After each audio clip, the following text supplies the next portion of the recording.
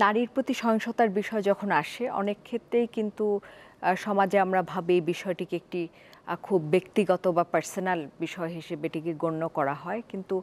নারী বা শিশুর প্রতি যে সহিংসতা সেটি কিন্তু কোনো ব্যক্তিগত বিষয় নয় এবং সমাজ, পরিবার, রাষ্ট্র সকলেরই কিন্তু দায়িত্ব যে ঐক্যবদ্ধ হয়ে নারী এবং শিশুর প্রতি সহিংসতা বিষয়ক যে কোনো বিষয়ে সকলকে ঐক্যবদ্ধ হয়ে কাজ করা। এখানে দেখা যায় যে নারী এবং শিশুর প্রতি সাম্প্রতিক সময়ে সহিংসতা বেড়ে যাওয়ার মূলত যে কারণগুলো দেখা যায়, সেখানে মূল কারণ হিসেবে আমরা দেখতে পাই যে বিচার ব্যবস্থা যে রয়েছে সেখানে কিন্তু আমরা কঠোর এবং দৃশ্যমান কোনো ধরনের কোনো সাজার উদাহরণ দেখতে পাই না আমরা। ২০০০ প্রায় ৪-৫ বছর আগে ২০২০ সালে নারী ও শিশু নির্যাতন দমন আইনের বেশ পরিবর্তন আনা হয়েছে এবং এই পরিবর্তনের ফলে এখন রেপের শাস্তি মৃত্যুদণ্ড এবং সর্বোচ্চ শাস্তিকে আসলে আইনে ইনক্লুড করার মাধ্যমে রাষ্ট্র হিসেবে এই অপরাধটিকে কিন্তু একটি অত্যন্ত ঘৃণিত অপরাধ হিসেবে চিহ্নিত করা হয়েছে সর্বোচ্চ সাজার বিধান রাখার মাধ্যমে। কিন্তু দেখা যাচ্ছে যে এখন পর্যন্ত আমরা কিন্তু একটিও মৃত্যুদণ্ড কার্যকর হতে দেখিনি এবং সর্বোচ্চ শাস্তির কোনো ধরনের কোনো উদাহরণ এখন পর্যন্ত তৈরি হয়নি। তো যার ফলে দেখা যাচ্ছে যে যেহেতু কোনো ধরনের এক্সাম্পলারি পানিশমেন্ট দেওয়া যাচ্ছে না বা দৃষ্টান্তমূলক শাস্তির কোনো উদাহরণ এখন পর্যন্ত তৈরি হয়নি, যার ফলে অপরাধীরা অনেক ক্ষেত্রেই দেখা যায় যে তারা খুব বেপরোয়া হয়ে ওঠে, তারা পার পেয়ে যায়। তো এই ক্ষেত্রে আমি মনে করি যে একটি কঠোর এবং দৃশ্যমান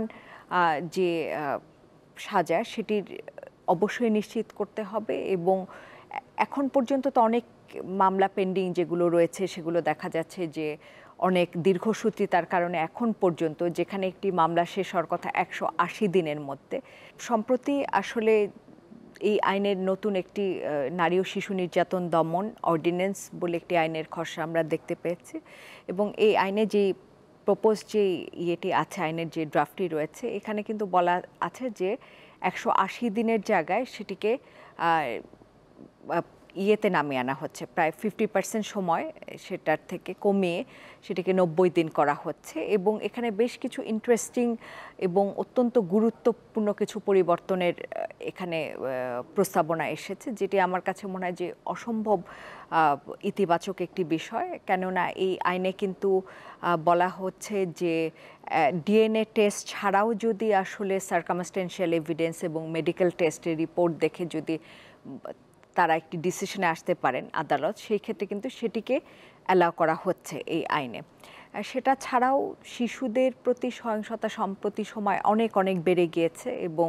শিশু নির্যাতনের ঘটনা আমরা প্রতিনিয়ত দেখতে পাচ্ছি এবং এখানে কিন্তু চাইল্ড রেপের ক্ষেত্রে আলাদা করে একটি স্পেশাল ট্রাইব্যুনাল গঠনের কথা বলা হচ্ছে, যেটি কিনা শুধুমাত্র শিশুদের রেপ নিয়ে এই ট্রাইব্যুনালটি কাজ করবে এবং সেক্ষেত্রে সময়সীমা অনেকটাই কমিয়ে আনা হয়েছে। তদন্ত রিপোর্টের সময়সীমা সেটি ৩০ দিনের জায়গায় ১৫ দিন করার প্রস্তাবনা এখানে এসেছে এবং সম্পূর্ণ বিচার প্রক্রিয়া ১৮০ দিনের বদলে এটিকে ৯০ দিনে আনার একটি প্রস্তাবনা এখানে করা হয়েছে এবং আমি মনে করছি যে এই আইনগুলো যদি বাস্তবায়ন হয় এবং এই আইনটি যদি পাস হয়, সেক্ষেত্রে এটি অত্যন্ত ইতিবাচক একটি বিষয় হয়ে দাঁড়াবে এবং এই যে দীর্ঘসূত্রিতার যে বিষয়গুলো, সেই দীর্ঘসূত্রিতা এবং নিরবচ্ছিন্ন শুনানির মাধ্যমে যদি প্রায়োরিটি বেসিসে এই কেসগুলোকে শেষ করে অতি দ্রুত নিষ্পত্তির মাধ্যমে এক্সাম্পলারি পানিশমেন্ট আসলে দেয়া যায় এবং একটি দৃষ্টান্তমূলক উদাহরণ যদি সমাজের সামনে আনা যায়, সেই ক্ষেত্রে অপরাধগুলো অনেকাংশে কমে আসে। এখন দেখা যাচ্ছে যে রেপ কেসে একজন ভিকটিম, তিনি যখন রেপের শিকার হন বা যে কোনো নারী তারা যখন নানাভাবে সেক্সুয়াল অ্যাসল্টের শিকার হন, প্রথমতই দেখা যায় যে তাদের ভেতর এক ধরনের গিল্ট কাজ করে এবং তারা আইনের আশ্রয় নিতে ভয় পান এবং প্রথমতই আসলে যে কাজটি করণীয়, কেননা মেডিকেল এভিডেন্স যেটি সেটি অত্যন্ত গুরুত্বপূর্ণ একটি বিষয় রেপ কেসের ক্ষেত্রে। তো প্রথমেই আসলে যেটি করণীয় সেটি হচ্ছে যে মেডিকেল টেস্টের জন্য যাওয়া এই ধরনের কোনো ঘটনা ঘটলে, এবং অনেক ক্ষেত্রেই দেখা যায় যে তারা নানাভাবে অবহেলা করেন এবং অনেক ক্ষেত্রেই দেখা যায় যে তাদের যে ধরনের এভিডেন্সিয়াল যেই বিষয়গুলো থাকে, যে কাপড় চোপড় বা এই ধরনের বিষয়গুলো, সেগুলো তারা ক্লিন করে ফেলেন। কিন্তু এই সমস্ত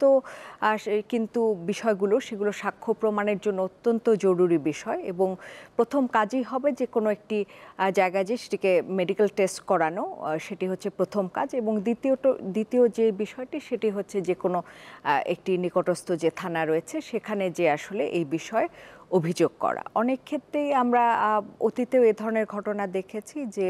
থানায় অভিযোগ করতে গেছেন একজন নারী, তাকে কিন্তু বিভিন্ন থানায় থানায় ঘুরে বেড়াতে হচ্ছে, এবং থানার থেকে তার যে অভিযোগ সেটিকে গ্রহণ করা হয়নি, হয়তো বলা হচ্ছে যে সেটি এই থানার জুরিসডিকশনে নাই। তো এই সমস্ত কথা বলে কিন্তু তাকে সেই থানায় অভিযোগটি গ্রহণ করা হচ্ছে না। তো সেই সমস্ত ক্ষেত্রে কিন্তু সরাসরি আদালতে যেও কিন্তু একজন নারী তিনি মামলা করতে পারেন। তো দেখা যায় যে সবচেয়ে বড় বাধা যেটি থাকে সেটি হচ্ছে যে পরিবার থেকে তাকে বাধা দেওয়া হয়, এবং অনেক ক্ষেত্রেই কিন্তু পরিবার তার সাথে কোঅপারেট করেন না, এবং এটি সত্যি যে সেই অবস্থায় তিনি যে মেন্টাল ট্রমার মধ্যে দিয়ে যান, যে একটি অবস্থার মধ্যে দিয়ে যান, নিজের থেকে অনেক কিছু করা তার পক্ষে সম্ভব হয় না। এবং সেক্ষেত্রে কিন্তু পরিবার একটি অত্যন্ত গুরুত্বপূর্ণ ভূমিকা পালন করতে পারে, এবং পরিবারের